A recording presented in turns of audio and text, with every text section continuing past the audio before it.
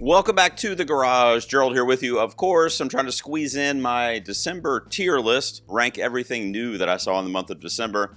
My cinephile status is still intact. I saw 15 new titles this month, catching up on some award season material, a lot of animated films that are in the running for Best Animated Feature that I had not seen yet. Let's bring in the tier list here, and then I will go over all that stuff with you guys. Here we go. Alrighty. Ooh, that was a sweet transition. Am I right? All right, let's see. First thing I like to do is go over the tiers. Up top, Perfection, the S tier. Obviously, it speaks for itself. That's going to be anything that was in the 9 to 10 out of 10 range. I don't think there were any 10 out of 10s, but there were a few 9s this month. Pretty Damn Good is a really good film, 7 or 8 out of 10. 5 or 6 out of 10. In that middle of the road would be Sure, I Guess. No Thanks is like a 4 to a 5 out of 10. And Please Stop is anything less than a 4 out of 10, which I don't think I had any of those this month. It was a pretty good month, actually. So those top couple or few tiers might get overused on this video, but let's go through them pretty quickly. Like I said, 15 titles. Now, I think it puts them in alphabetical order for the most part. However, this first one I can see it's doing it for A Little Prayer, but obviously the reason being is because of the A, I guess. A Little Prayer, you know what I mean? So this is a sweet little family story. I say sweet, but it's actually kind of a tough story. But it just deals with, like, it's a family drama, basically, a Southern family drama. It's actually recorded right in my backyard, about an hour from where I live in North Carolina. I loved it. Just a slice of life film that is pretty damn good. Next up will be The Testament of Ann Lee. This is one that's obviously been in the discussion for the Academy Awards and for award season, but it has been missing everywhere. It's been getting obliterated. And I was really concerned about Amanda Seyfried's chances, about the movie. I mean, it was just missing it, like costume design, production design, song, like all this stuff that we thought it was going to get pre-season, and it hasn't been getting very much of it at all. I think it only got like 1 Spirit nomination. I mean, Amanda Seyfried's been getting some nominations, which is good because she was definitely the #1 thing that I took away from the film. It was, Sure, I Guess, for me. It wasn't horrible. It's probably sitting around a 6 out of 10. It's weird because it's like one of those movies that I can't really say that I liked it necessarily, but I was also like enthralled and just in a trance watching it. Amanda Seyfried, she is brilliant though, but probably the performance of her career, honestly. Avatar, Fire and Ash, I saw all the way back in the early part of December. It was right after I had done, in fact, I did my November tier list. I recorded it on the day that I was going to see Avatar. So I saw it, and here we are doing the tier list. It's going to fall in pretty damn good for me. A lot of people like The Way of Water. I do too, but I think I prefer this one, honestly. I think I like this one a little bit more. I love the villain being introduced, the dynamic that she has in the film with other major players, and we get this kind of recycled story of family and survival. So I get the critique there, but the visuals are obviously unlike anything you'll ever see in your life.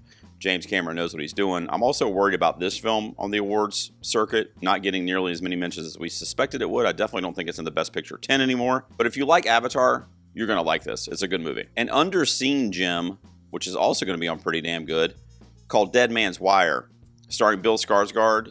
It's based on a true story about a guy who kind of loses all his money in this investment with this real estate company, like a legal firm, and they basically run his money into the ground, his investment, and he ends up losing it all over like millions of dollars over the course of like 5 or 6 years. And he finally snaps when he realizes they're not helping him kind of get that money back.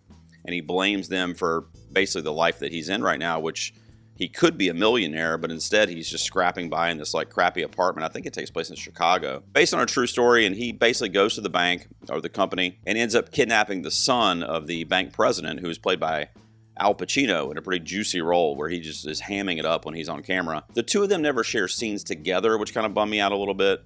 But the commitment from Skarsgård in this role as kind of like this sympathetic villain kind of, and then Al Pacino just literally chewing the hell out of this movie, made this so enjoyable for me. And I went down a rabbit hole learning about the actual event that happened in, I believe, the late 70s is when this takes place, or the early 80s. I can't remember off the top of my head.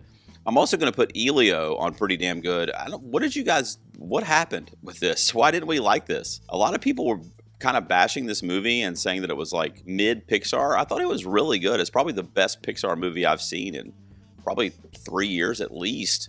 I did like Luca quite a bit as well, but other than that, I mean, this was one of the better Pixar films. It would probably be in the top half of their filmography for me. I really liked it. I thought it was really endearing. Obviously, we know the animation is awesome, and I love when they incorporate like sci-fi, kind of going back to their Wall-E roots a little bit, and incorporating sci-fi into that kind of kid-friendly, family-friendly story. One that's going to go up on the perfection tier, the first one for this video, maybe the only one I'm trying to remember, is a movie called Familiar Touch. I didn't get a chance to talk about this one on the channel because I just saw it about a week ago, and I've kind of already done all my 2025 coverage. I did insert Kathleen Chalfant, who plays the main character, into my top 25 best performances. I literally re-recorded that segment to put her on it because that's how impactful she was for me. But she basically plays a elderly woman in her 80s who is basically on the early on-stage set of like dementia, amnesia. She's losing her memory. She thinks her son, who is in his 50s, I think, or maybe even 60s, she thinks her son is like courting her, and he's a young man, you know, in a previous era that wants to date her, but it's her son. And that's kind of how the movie opens and how we're kind of introduced to her situation. And from there, her son is taking her to essentially a nursing home or retirement home to live out the rest of her life, and they focus with dementia patients there. And so the rest of the movie, the last 2/3 of it, kind of plays out as her vaguely remembering certain aspects of her life that she really will always be connected to, whether that's through cooking, because we get the idea that she was a chef in her previous life. So she'll do a lot of cooking in the nursing home, and the way she just kind of feels about food, you know, like literally holding it and feeling it in the literal sense, but just the memory of having that as be a huge part of her younger life. It was a devastating performance and film because it's so quiet and just brilliantly executed by and all the supporting cast too. And how quickly we can just kind of lose that part of ourselves, but we're still there physically, but not. You know, it's really sad and heartbreaking, and it happens a lot. I'm going to put Hamnet on pretty damn good. Everybody's been talking about this one. Huge Oscars player, right? Jessie Buckley, probably the front runner for lead actress. That's where I've got her right now personally. It's a good movie. I think the movie, which is not the movie's fault, and I hate when people use this as a reason when they're critiquing it, so that's not what I'm doing.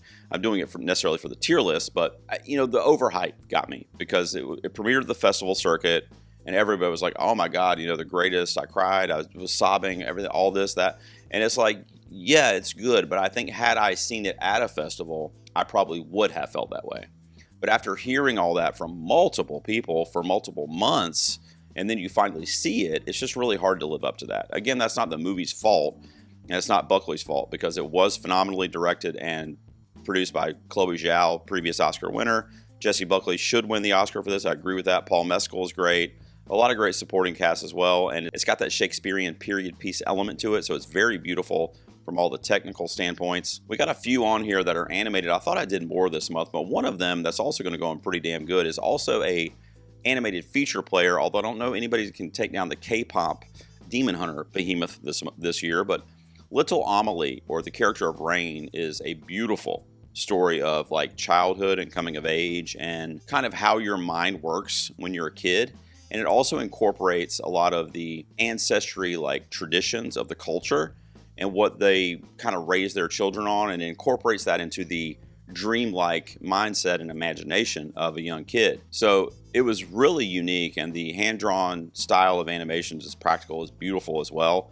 I wish that this had come out in a different year where it could be like a flow animated movie kind of situation, but I just don't think anything can topple K-pop this year. And if it could, it would be like another behemoth like Zootopia.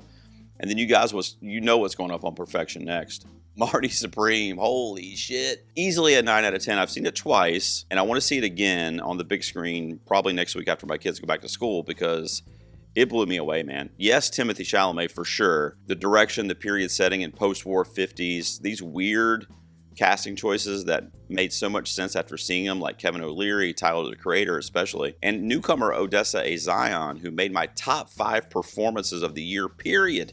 Not just supporting or female or whatever, just total. She absolutely stole every scene she was in. She blew me away.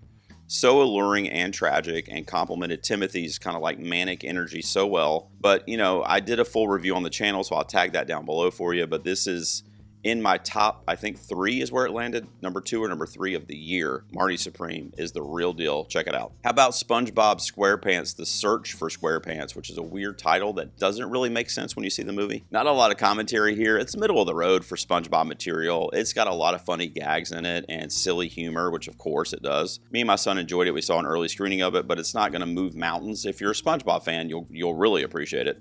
It was okay. I mean, I didn't hate it, but it's not amazing. Speaking of, the same thing can be said for Silent Night, Deadly Night, which is a remake of the 80s classic where Billy dresses up like Santa and then snaps while he's in that costume and starts killing a bunch of people for the greater good of man, in his head at least. Look, it's not going to touch the original, and it doesn't. I think I gave it like around a 5 to a 6 out of 10. It's okay. So what it has going for it is that premise, which is great.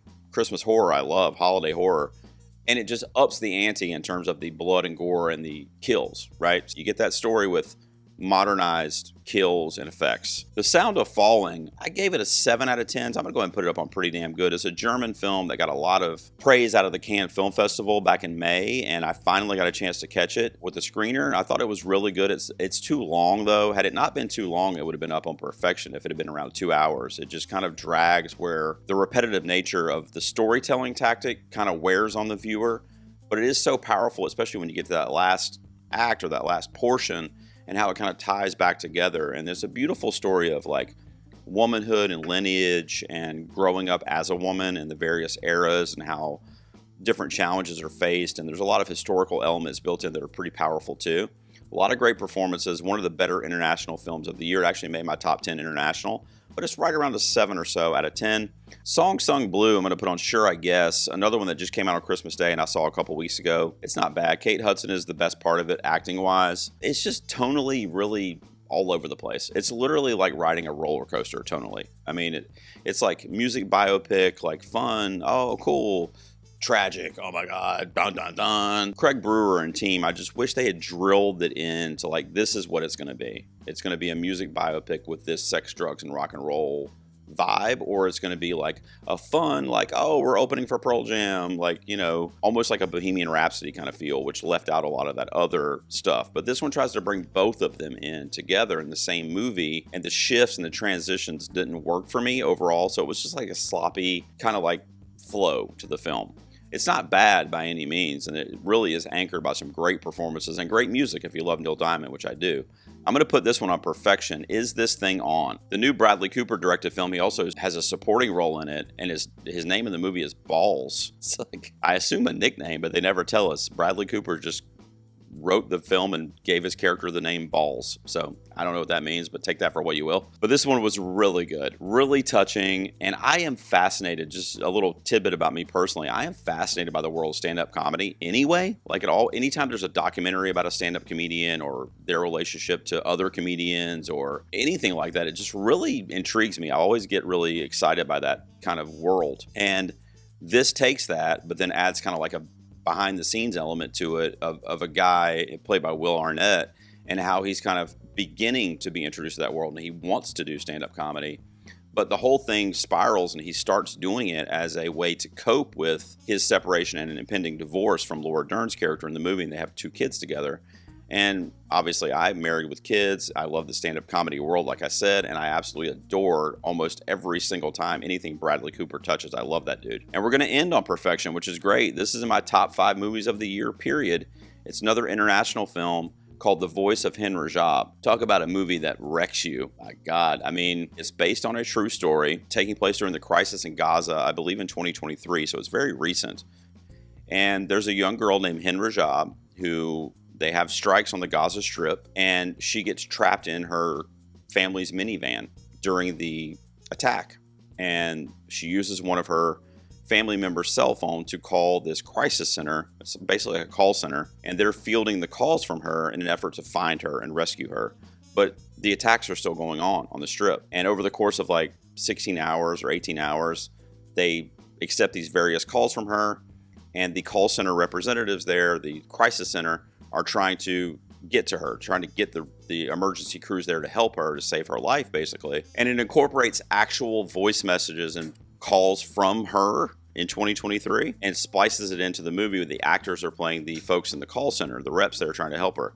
It's like crazy because the implications are real and like, you know, it's a real story, and you're hearing this little girl like basically plead for her life. It's brutally impactful. And it's even weird to even say it's one of my favorites or that I liked it because it's such a drastic, like dreary story that I know is sad, but it was just such an impactful movie. I guess that's the best way to describe it. It was impactful and important, and it's one of my favorite films of the year. So in looking at perfection, as you can see, I got 4 movies up there on the top tier. So let's rank them real quick, and I'll tell you what my top 4 films for the December was. Marty Supreme would be first for sure. Then Voice of Hen Rajab. Then Is This Thing On? And then Familiar Touch. So there you go. That'll be my top 4 for the month of December. And I'm happy to say and I'm happy to see nothing on the bottom 2 tiers, which is phenomenal. I love that. That means it was a good month, right? I'll take it. All right, guys, that was it for my December tier list. Let me know down below, what was the #1 film that you saw in the month of December, or maybe one that you hated. Let me know that too. I wanted to squeeze this in real quick. We have a ton of award season content coming up. The Screen Actors Guild gives out their nominees next week. We get the Academy Award nominations in a few weeks. So I'm going to be balls to the wall, Bradley Cooper's balls to the wall. I don't know. What am I talking about? Oh, when it comes to award season. So I want to get this tier list out for you. So hit me down below with what you enjoyed in the month of December, and I will see you guys out here very, very soon. Trust me, in the garage.